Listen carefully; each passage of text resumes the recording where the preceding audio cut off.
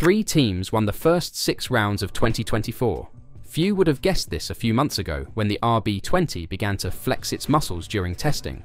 Of course, Red Bull still leads the championship, and there isn't enough evidence to suggest they don't have the best car. Nonetheless, McLaren's quick growth and expected upgrades from Ferrari have altered the playing field. And then there are the upcoming big changes from Mercedes as well. The defending champions must respond, and they plan to do so. But will it be enough to secure the victory at Imola, or will another team take the win? What do you think? Let's jump into the upgrades expected at Imola. Red Bull's first enhancements for 2024 arrived rather early. In Japan, the RB20 received a number of upgrades, and Max Verstappen won his 4th race of the season. Even when claiming victory, the increasing speed elsewhere on the grid became obvious. Helmut Marko confirmed that the new pieces functioned just as expected.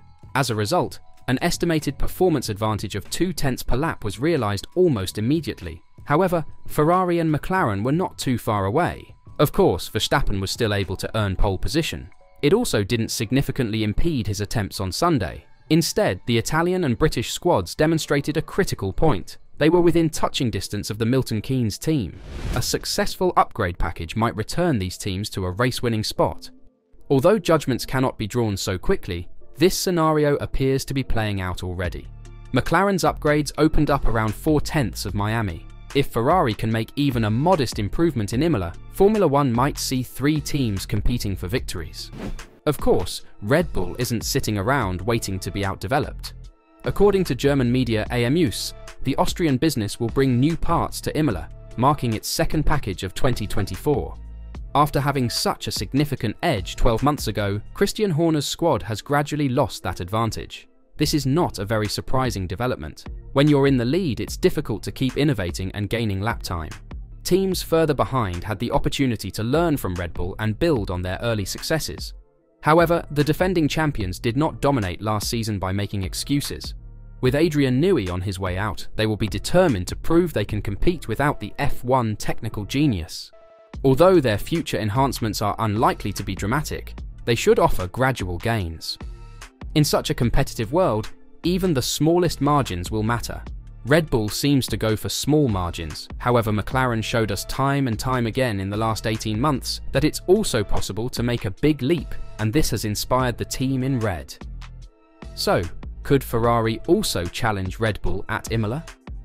As Ferrari is finally to debut the SF24 with new parts, McLaren and Red Bull have outperformed the Maranello team in the past 2 Grand Prix races.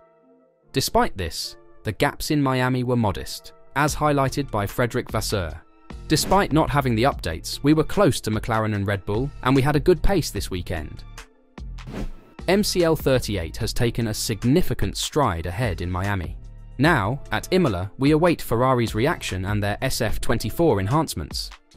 The new Ferrari, which is seen as a 2.0 version, will react to McLaren's Miami modifications and Red Bull's Japan package. Ferrari is optimistic about the new components, while Vasseur wants to moderate expectations. We are at a point in the development of these machines where the updates do not lead to a huge leap in performance. The French team principal wants to minimize pressure. He understands that other teams will not remain still. It's true that this year, we are all closer. Gaining even just a few tenths thanks to the changes can make the difference. With the Ferrari receiving some modifications for Imola, Vasseur stated that while the new components may not make a significant difference in terms of speed, the field is now so tight that even a tenth in qualifying may make a big difference. 2 of our competitors brought parts this weekend, and it was not a game changer at the end of the day, he stated in Miami. I think we have a kind of some thought into the development of this current car, and when we are bringing something, it's never a mega upgrade. It's true that when you are in quali and you have 4 or 5 cars in 1/10, if you bring 1/10, it's a game changer for the weekend. But a large part of the result is coming also from what we are doing with the drivers and the setup of the car during the weekend, the management of the tyres. We don't have to think only about upgrades and development, it's also the job that we are doing on track. The Maranello technicians have spent a long time developing the package that will debut at Imola. The SF24 that we've seen so far has a solid base. It's no accident that Ferrari will film at Fiorano. Testing the new components on a circuit where Ferrari has so many reference points will be critical for data collecting. Initially, there was debate over whether to hold a filming day in Barcelona. However, in accordance with the team's upgrade schedule, the Scuderia will have their film day on home soil. The revised Ferrari is unquestionably a new car, thanks to the SF24 changes. The complete package will improve load distribution and aerodynamic efficiency. This will be accomplished primarily through the installation of new inlets in the side pods and a full redesign of the floor. There will also be a new cover with cooling vents that look more like Red Bull. This approach was achieved after attempting to find a different compromise between the undercut and the upper edge of the downwash sides. Ferrari's new cover will represent an evolution. Even the slides over the side pods have been revised. The radiator's internal configuration will remain mostly same. The new floor will bear a significant extra load. The floor will be completely renovated, using solutions that may be described as interesting in terms of the internal drifts of the Venturi openings. If all goes as planned in Maranello, the step should be about 15 total load efficiency points. This would result in a 0.3 increase every lap, with the Scuderia anticipating considerably more in race speed. The so-called base version of Cardiel's automobile was designed to provide more room for growth, and what we'll see at Imola will be a more evolved version of the principles first used on the SF24. In terms of alterations, the new SF24 will be identical to the Woking team's package. While the side pod and floor provide significant improvements, the remainder of Cardiel's car will receive a number of modest modifications. They continue to create a limited number of parts, although both wings will undergo minor alterations at Imola. Ferrari's front wing will receive a slight modification to the flap. Meanwhile, in the back, there should be a little change to the standard utilised in all 6 races thus far. Finally, the fins incorporated into the base of the halo and the sidewalls of the cockpit, which were previously unique to the 2024 Red, will be redesigned. The upper section should not experience any substantial alterations. The team's attention on bodywork was mostly on the medium-low area, with the ultimate goal of achieving aerodynamic efficiency.